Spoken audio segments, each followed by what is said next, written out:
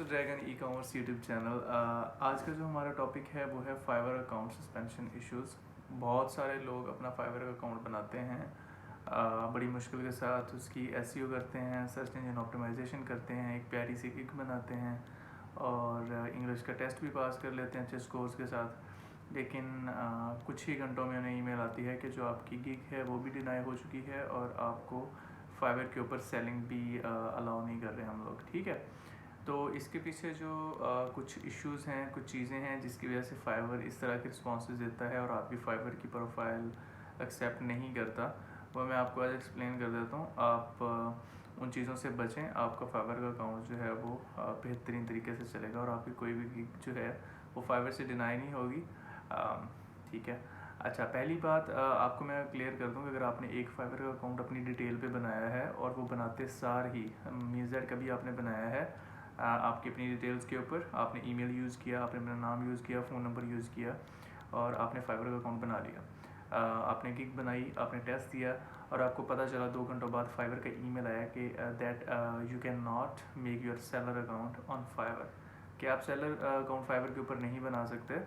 तो अब आप जब सेकंड ट्राई करेंगे तो आप अपनी इन्फॉर्मेशन यूज़ कर सकते हैं। बहुत सारे लोग इस बात में कंफ्यूज हैं कि हमने एक दफ़ा अपनी डिटेल पे बनाया, फाइवर ने अकाउंट सस्पेंड कर दिया और गिग बनाते ही सस्पेंड कर दिया, अब हम दूसरा अकाउंट बना सकते हैं या नहीं बना सकते? आप बिल्कुल बना सकते हैं, क्योंकि फाइवर ने अभी आपका अकाउंट वेरीफाई तो किया नहीं था, आपका अकाउंट तो इनिशियल स्टेज पे था और इनिशियल स्टेज पे ही फाइवर ने आपका अकाउंट सस्पेंड कर दिया। तो आप अपनी इन्फॉर्मेशन दोबारा यूज़ करके, ईमेल आपको न्यू यूज़ करनी पड़ेगी और फ़ोन नंबर भी न्यू यूज़ करना पड़ेगा। बाकी आप अपनी इन्फॉर्मेशन जो है, आप अपना नाम और बाकी सारी चीज़ें जो वो सेम रख सकते हैं, उसमें कोई मसला नहीं है। अच्छा, अब बात करते हैं कि फाइवर के ऊपर गिग बनाते हुए आपने किन चीज़ों का ख्याल रखना है जिसकी बदौलत आप फाइवर के ऊपर सेलिंग कर सकते हैं और आपकी गिग भी रिजेक्ट नहीं होगी और आपका अकाउंट भी सस्पेंड नहीं होगा। आप जब अपना फाइवर का अकाउंट बनाएं, उसके अंदर जब जहाँ पर आप अपनी इनिशियल इन्फॉर्मेशन डालते हैं, आपकी बायो इन्फॉर्मेशन आप डालते हो, वहाँ पर आपने कतन अपना व्हाट्सएप नंबर या ईमेल एड्रेस नहीं लिखना। फाइवर इस चीज़ को अलाउ नहीं करता। फाइवर से आउटसाइड कम्युनिकेशन बिल्कुल अलाउ नहीं करता। तो आपने इस चीज़ का ख्याल रखना है कि आप अपनी बायो इन्फॉर्मेशन के अंदर बिल्कुल भी अपनी कोई सेंसिटिव इन्फॉर्मेशन ना डालें। सेकंड चीज़, जब आप गिग बना रहे होते हैं तो गिग का थंबनेल जो है उसके ऊपर आपने अपना व्हाट्सएप नंबर या ईमेल एड्रेस या वेबसाइट एड्रेस बिल्कुल भी नहीं लिखना। और जब आप गिग की डिस्क्रिप्शन लिखेंगे तो उसके अंदर भी आपने अपना ईमेल एड्रेस, अपना व्हाट्सएप या कोई भी ऐसी चीज़ नहीं लिखनी जिससे ये ज़ाहिर हो कि आप क्लाइंट के साथ आउटसाइड ऑफ फाइवर कम्युनिकेट करना चाहते हैं। ये मेन रीज़न है जिसकी वजह से आपकी फाइवर की प्रोफाइल जो है वो सस्पेंड होती हैं। फाइवर इस चीज़ को अलाउ ही नहीं करता कि आप जो है किसी के साथ आउटसाइड कम्युनिकेट करें। आप जैसे ही ईमेल टाइप करोगे, ईमेल का वर्ड टाइप करोगे, फ़ोन नंबर टाइप करोगे, फाइवर डिटेक्ट करेगा, आपका अकाउंट सस्पेंड कर देगा। फाइवर का ऑटो सिस्टम उसको डिटेक्ट करके अकाउंट सस्पेंड कर देगा। आपने करना क्या है?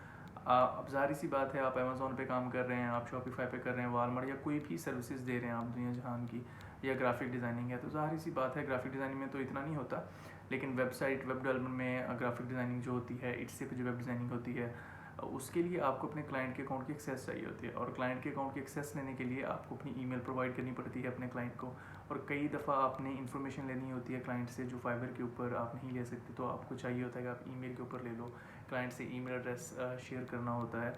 तो अब क्वेश्चन ये है कि फाइवर ये अलाउ क्यों नहीं करता? फाइवर बिल्कुल अलाउ करता है कि आप अपना ईमेल एड्रेस क्लाइंट के साथ शेयर करो। फाइवर ये चीज़ अलाउ नहीं करता कि आप अपने क्लाइंट के साथ आउटसाइड कम्युनिकेट करें। अब मैं आपको फ़र्क समझाता हूँ। जब आप फाइवर के अंदर या कहीं भी कीवर्ड टाइप करते हो ईमेल का, आपके क्लाइंट ने कहा जी, क्लाइंट ने आपके साथ ऑर्डर प्लेस किया फाइवर पे, आपने सीधा इनबॉक्स में जाके उसको अपना ईमेल एड्रेस लिख के सेंड कर दिया।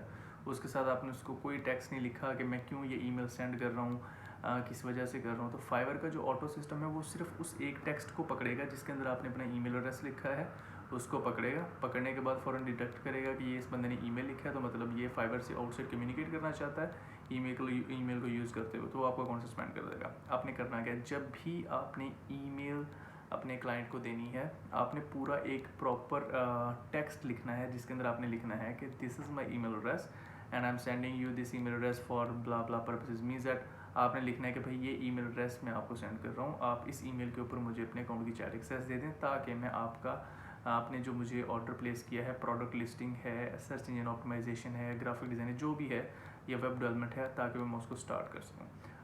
अब जब फाइवर का रोबोटिक सिस्टम आपके उस मैसेज को पकड़ेगा जिसके अंदर ईमेल आपने लिखा है अपना पूरा, तो फाइवर का ऑटोबोट सिस्टम उस पूरे मैसेज को पढ़ेगा, तो उसमें लिखा होगा कि ये ईमेल आपने फाइवर से आउटसाइड कम्युनिकेट करने के लिए अपने कस्टमर को सेंड नहीं की, अपने क्लाइंट को सेंड नहीं की, बल्कि आपने उसको ईमेल ये इसलिए सेंड की है ताकि आप उससे उसके अकाउंट के एक्सेस लेके उसके साथ काम कर सकें। एक चीज़ ये आपने माइंड में रखनी है, अपने गिग के अंदर ईमेल, फ़ोन नंबर इस तरह का कुछ भी यूज़ नहीं करना आपने, आपका अकाउंट 100% अप्रूव हो जाएगा। दूसरी चीज़ जो आपने अपने माइंड में रखनी है वो ये है कि आपने अपनी बैंक इन्फॉर्मेशन ही डालनी डिस्क्रिप्शन के अंदर, गिग के अंदर। आपने कतन ऐसा नहीं करना कि आप गिग के अंदर, फॉर एग्जांपल आप अकाउंट क्रिएशन का काम करते हैं, आप अकाउंट बना के देते हैं शॉपिफाई के, अमेज़ॉन के या वेब डेवलपमेंट के साथ पेमेंट गेटवे आप अटैच करके देते हैं, तो आपने अपनी गिग की डिस्क्रिप्शन में ये नहीं लिखना कि मैं I will do payment connections और I will need your bank account information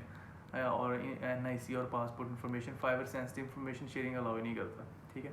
तो आपने इस चीज़ का ख्याल रखना है कि जब आप अपनी गिग बनाओ तो आपको अगर अपने कस्टमर से इन्फॉर्मेशन चाहिए भी तो आप वहाँ पर पासपोर्ट, NIC इस तरह का कोई कीवर्ड यूज़ ना करो, क्योंकि आप फर्स्ट टाइम अपनी गिग बनाते हो, फाइवर का ऑटो सिस्टम उसको डिटेक्ट करता है और आपका अकाउंट सस्पेंड कर देता है। तो ये कुछ चीज़ें थी जिनको आपने अपने माइंड में रखना है। कभी भी फाइवर के ऊपर ईमेल, फ़ोन नंबर इस तरह का टाइप ना करें। हाँ, अलबत्ता अगर आप टाइप करें तो आप इसका पूरा डिटेल में मैसेज टाइप करें कि मैं ईमेल अपने कस्टमर को क्यों सेंड कर रहा हूँ। आपकी जो गिग है, अब गिग डिनाई हो जाती है, डिनाई होने के बाद दोबारा मैं रीज़न बताता हूँ कि जब आप गिग के अंदर इन्फॉर्मेशन डालते हो ना कि मुझे क्लाइंट की बैंक इन्फॉर्मेशन चाहिए, फॉर एग्जांपल आप उसको कंपनी बनाने का काम करते हो, उसका अकाउंट बनाना है आपने अपने क्लाइंट का, तो जाहिर सी बात है आपको उसकी बैंक इन्फॉर्मेशन भी चाहिए, उसका पासपोर्ट भी चाहिए और उसकी सेंसिटिव इन्फॉर्मेशन चाहिए।